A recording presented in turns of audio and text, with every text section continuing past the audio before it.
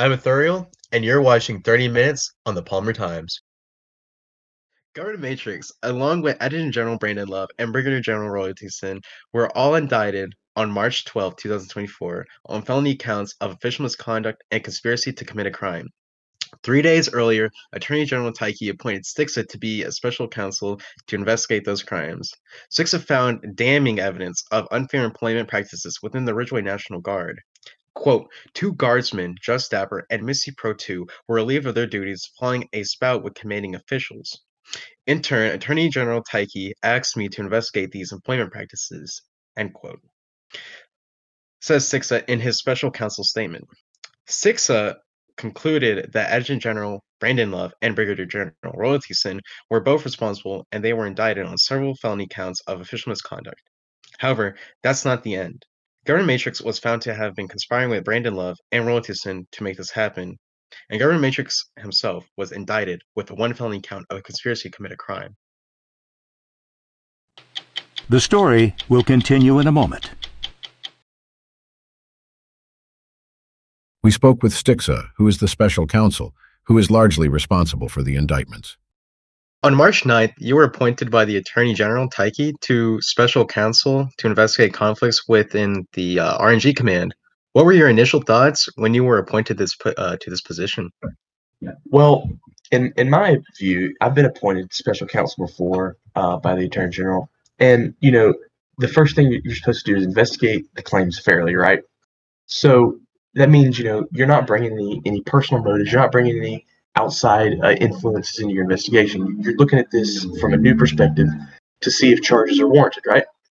I understand that right now people are questioning the motivations behind the investigation, but I can assure you and everybody else who is concerned about that the investigation was taken, very precautiously. So we took many steps to ensuring that it was, secure and that the results were not influenced in any way, shape, or form. Governor Matrix was very quick to announce his innocence. He still has consistently attacked and even sued the Attorney General over his indictment.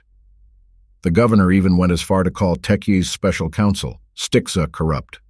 Governor Matrix even quoted O.J. Simpson, a convicted felon, by saying absolutely, positively, 100% not guilty. Governor Matrix and O.J. Simpson.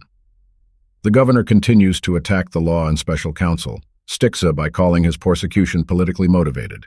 The governor continued to call his prosecution as a whole politically motivated, even when special counsel Stixa said he has zero political motivation whatsoever.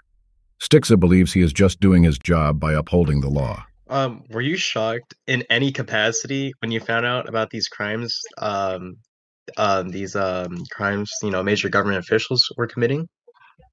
Well, when you think about it, when you learn of any government official who uses their power in a manner that is unfair or unlawful, or just anything of that regard, there is always that sense of, I need to hold this person accountable. I'm appointed to investigate this. So if my investigation turns out that this is a true allegation, then I wouldn't say I was shocked, but I'd say I was compelled to pursue those charges and hold those government officials accountable. Because at the end of the day, whether it's an SPS employee or whether it's the governor of Mayflower or governor of Ridgeway, if they commit a crime, they're going to be held accountable for it. And so I can't say I was shocked, but I would say I was appointed to pursue those charges and handle it in a fair manner.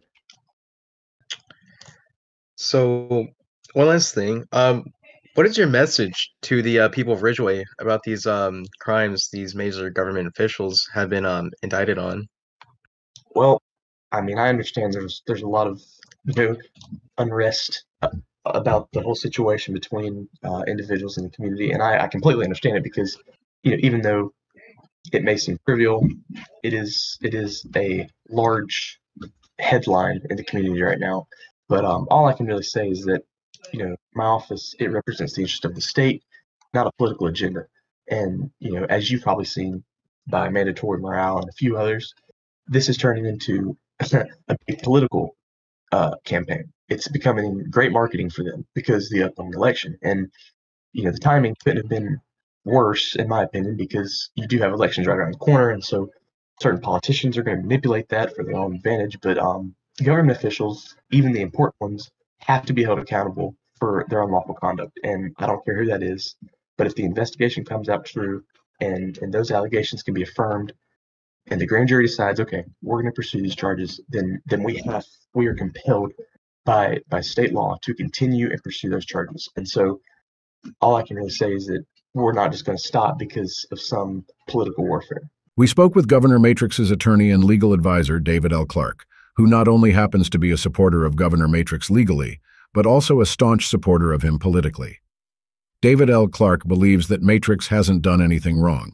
He claims Stixa has a bias towards Matrix due to an entire chapter being dedicated to him in the Lander Times #1 bestseller, Roe Law My Story. David L. Clark not only blames Stixa, but Attorney General Tecky as well for knowing he has a bias against Governor Matrix. David L. Clark did, however, mention he won't be using this allegation in court because he literally has nothing to back this up. If it hasn't been made clear enough, Mr. David L. Clark is not a fan of Attorney General Tecky or Stixa. Take a look at our interview with David L. Clark. Ever since the indictment of Matrix, yourself and the governor have relentless calling his prosecution a political prosecution. Why is this? Yeah, so since the beginning of this indictment, Dick has had a severe bias against the governor and his co-defendants. Like I said in an earlier release, quoting his book, he had an entire chapter dedicated to assaulting Matrix. And not only did he make that reference in his book, but I also have a quote from him when he said a direct attack to Matrix, saying, quote, "If I wanted to kill myself, I could jump off of Matrix ego and I would hit so damn hard." So there's a lot of bias coming from him, and we're looking forward to arguing that in court shortly. Hmm. So days ago we interviewed the special counsel, Stixa, and he said that he felt like it was his calling once he was appointed as special counsel to provide a thorough and legitimate investigation. What do you believe about this situation right here? Um, I think he's right. I think it is the special counsel's job to provide a thorough and legitimate investigation. But this indictment was a failure the moment that Stixa refused to recuse from this case, knowing that he had a bias against the governor. And it was a failure on behalf of Attorney General Tecky when he appointed Stixa, knowing that he had this bias against him. So it's failure from the top to the bottom, from the grand jury, from the Attorney General, from the special counsel. Hmm. So how do you know um if Taiki knew? We're pretty positive that he knew. We're not going to be alleging that in court, because we don't actually have concrete evidence as to that. But Hmm. it's our belief that he knew Stixa had some type of adverse relationship with the governor. Hmm. So in your release on behalf of the governor, you referenced Stix's autobiography, Stix's Rolla, My Story, which is a book that was published and meant to be read in Mayflower. You mentioned that he has a bias towards the governor, as he has an entire chapter dedicated to Matrix. As well, he mentioned earlier, Sixa said he has zero political bias in the investigation, as he believes it is his duty to investigate the governor. Do you believe Sixa is lying? Do you believe that he still has a bias? Yeah, like I said earlier, I agree with him. It is his duty to investigate the governor or investigate who he was tasked to investigate as special counsel. But we're saying that because he had this bias and he knew he had this bias, it was wrong of him to continue representing him. And not only did he have that bias against the governor, Stixa represented Just Dapper, a key witness in the case, shortly prior to the release of the indictments. He knew that it was a violation for him to be indicting the governor from the start, and that's wrong. So I do Mm, believe he still has a bias. all right. So would you yourself um consider would you consider yourself as a supporter of Governor Matrix, not only like in a legal standpoint, but from a political standpoint? Legally, I'm just doing my job. I'm just doing my Lego attorney job. Everyone's doing their Lego attorney jobs. Politically, um, of the other candidates that are out there, I would say I support Matrix. Do you believe that Attorney General Taiki is somewhat responsible for um his indictments, the governor sued Taiki and the special counsel. When he was asked at the press conference if he would vote for Taiki, Matrix, he replied with hell fucking no. Um, do you think that? Yeah. So I don't think he's responsible for the indictments. The way that Ridgeway law is set up, the special counsel is given absolute authority to institute a prosecution.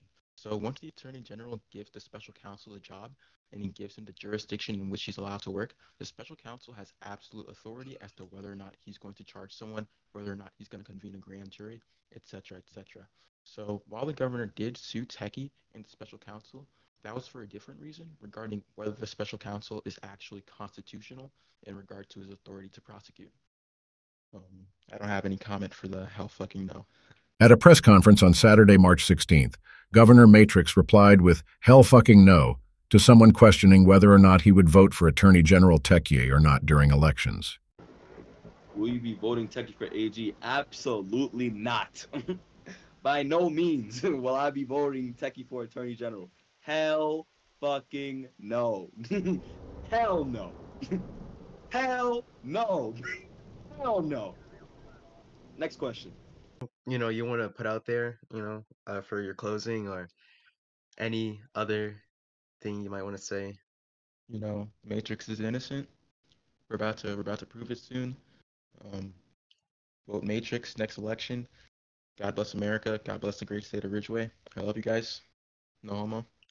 And that's it for me. God bless the Westler. God bless the Westler. That is all for 30 Minutes tonight. Thank you for watching, and we will be sure to keep you updated on this situation here at 30 Minutes and on the Palmer Times. Be sure to tell us your opinions on this situation in the comments and also tune into the Ridgeway Review this Thursday for a recap of all of Ridgeway's events this week. This has been 30 Minutes on the Palmer Times.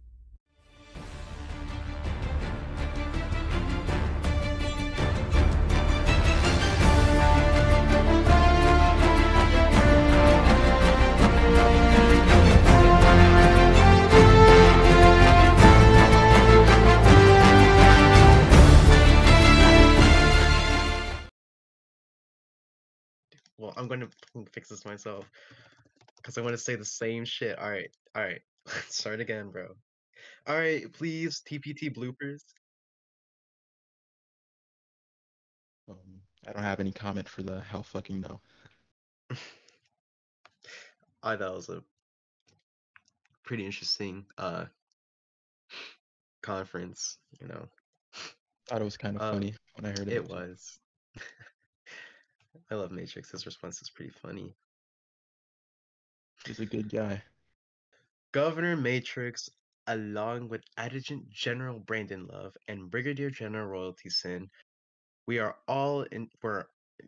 There's a spelling mistake, dude. It is, you said we are, but it's supposed to be we're all. Like, you need to fix that. Like, there's a mistake in your fucking script, Timbo. Like, fix your shit. Like, you actual dumbass. Like I didn't even make it past the first